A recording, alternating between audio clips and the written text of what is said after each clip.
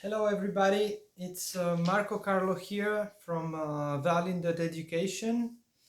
Today I'll be covering a general video about how to learn to play a violin piece starting from zero.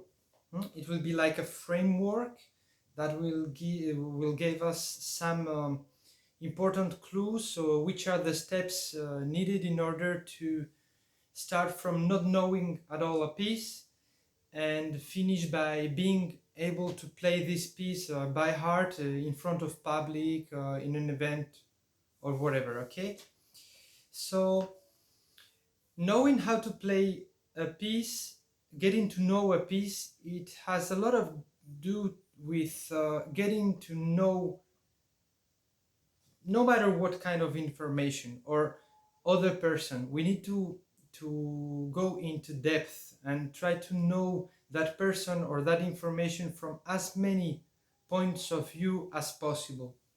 So I'll be covering points of view that have to do with our senses, and I'll try to get to you information on what kind of actions you can do to improve every one of these steps. One of the most common senses we use to know music in the first place is by hearing. We use our auditive because it's the most, I think, the easiest one. We get to know pieces by understanding or listening their melodies. We're able to sing them, and our first approach has to do with hearing them. So that's a good starting point.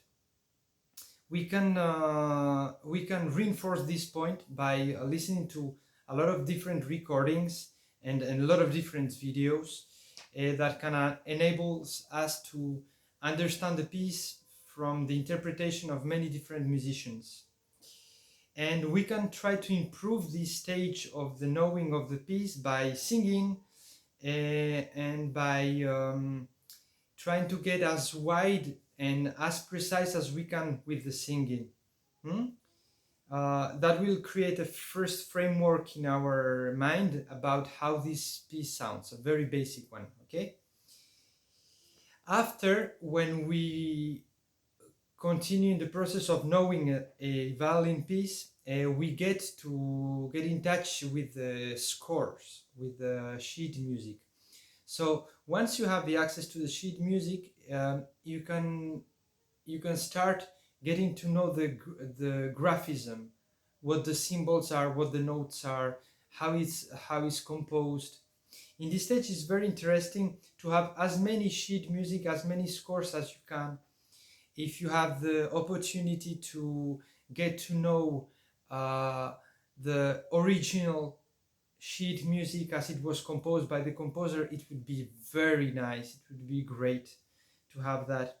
And if you study the graphism, you can study the notes, you can study the fingerings, you can study the bowings, and you can try to study this by heart.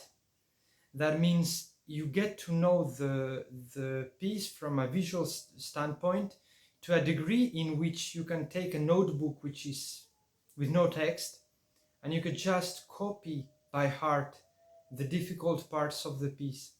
So for you to know 100% that you have visual memory from the piece, this is a very good advice for you.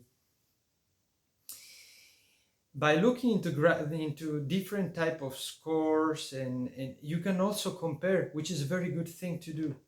You can compare bowings, you can compare fingerings, you can learn to know what the different solutions for different parts of pieces were proposed by different persons and different violinists, even different violin schools.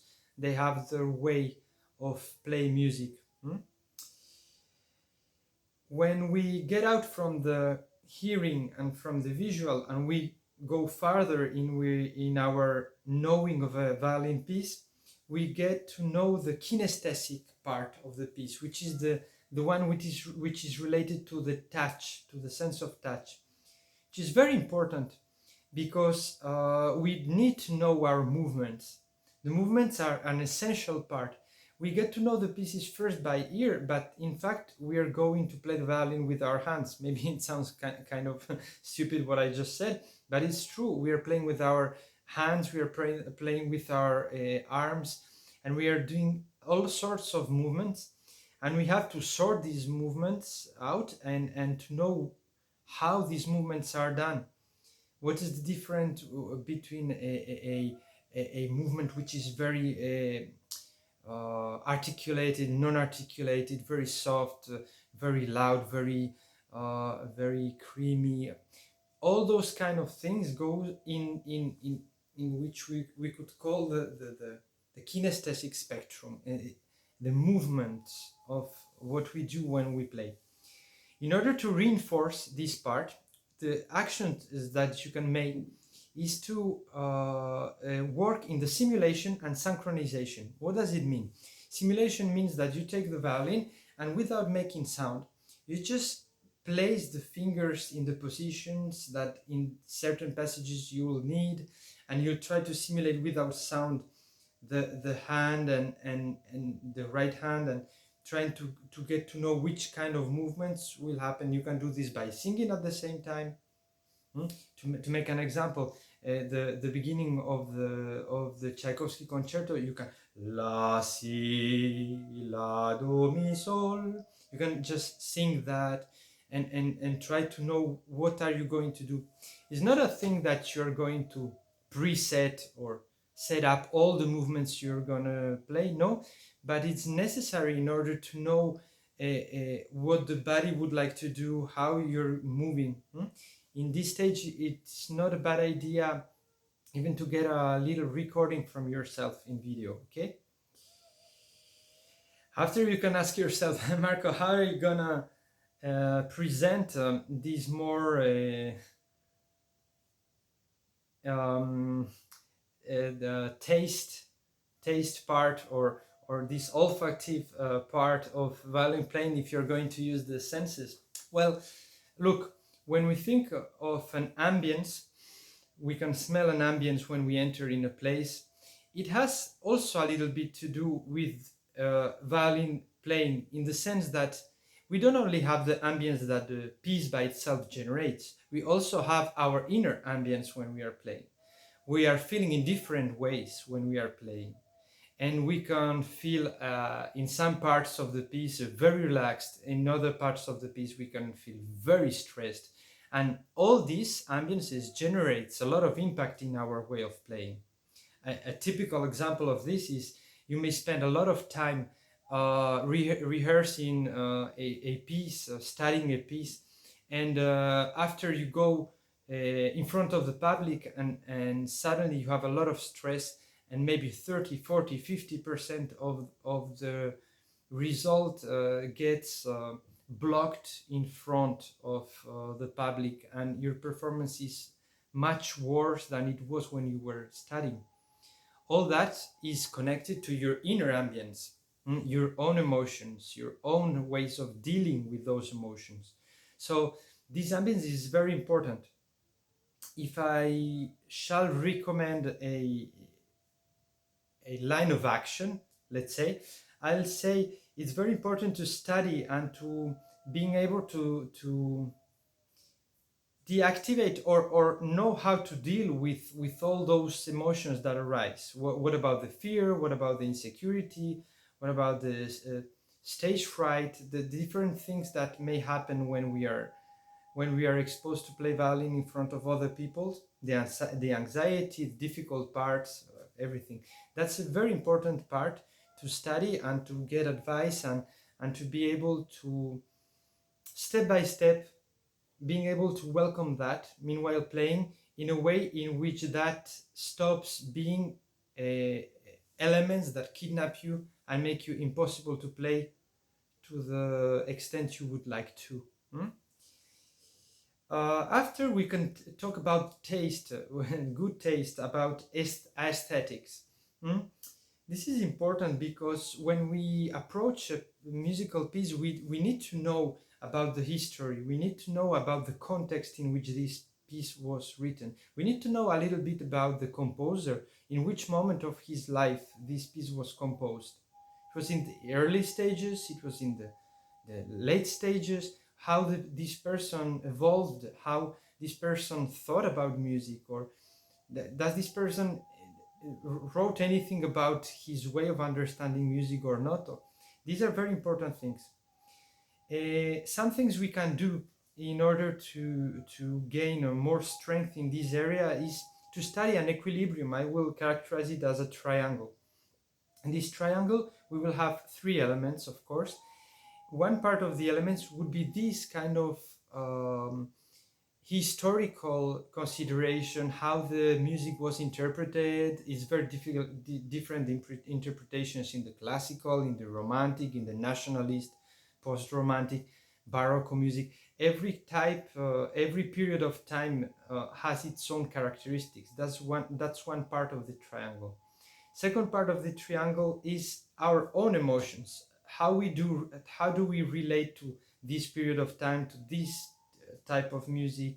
How do we feel it? How do we engage with it? Okay, that's very important. And the third part of the triangle is the comfort. Is it easy to play or not? And we have to find kind of an equilibrium and balance between those three elements in a way in which none of them will be very damaged by the other two. We need to find kind of a negotiated solution for everything that has to do with aesthetics. We cannot rely only on our emotion to the extent that we are going to introduce a lot of rubato, a lot of changing in the rhythm, a lot of vibrato that does not go well with the music. And we cannot also, but we pay a price.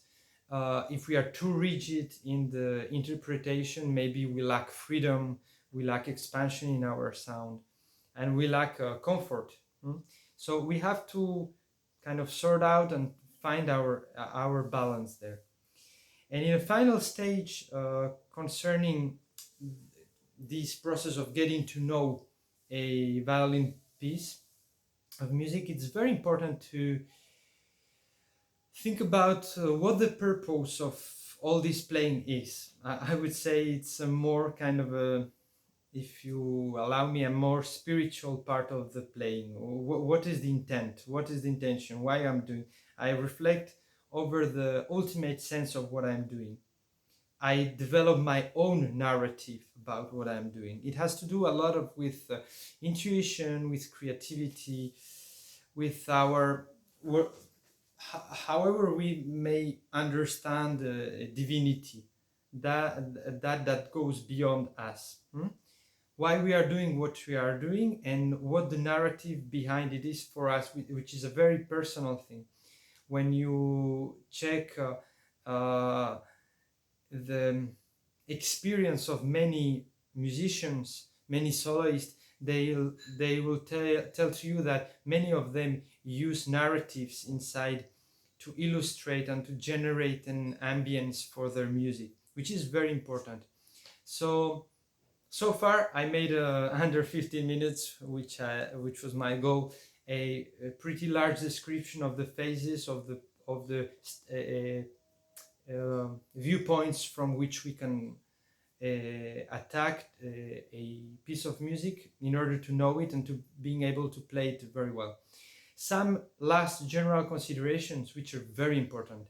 Record yourself. When you record yourself in video, after you can watch yourself and you can get aware of many things you're not aware when you are playing. Because meanwhile we play, we are very much bothered by the sound, what we are hearing. We are distracted from many elements that are going on.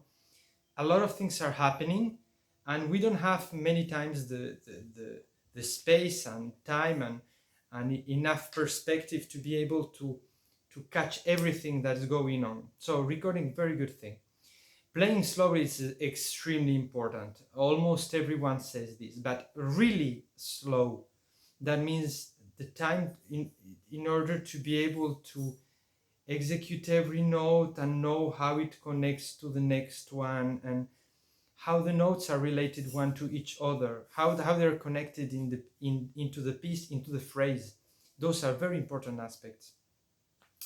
And finally, when we have both things done, also it's very important to make kind of a filtering process. You keep watching yourself, the recordings, and you mark those places which are difficult and which you are not being able to solve by yourself. And after, you ask some professional, some teacher, to guidance to help you to create an exercise, or to advise you an etude, or something that you can study in order to improve this particular issue you're having with the piece.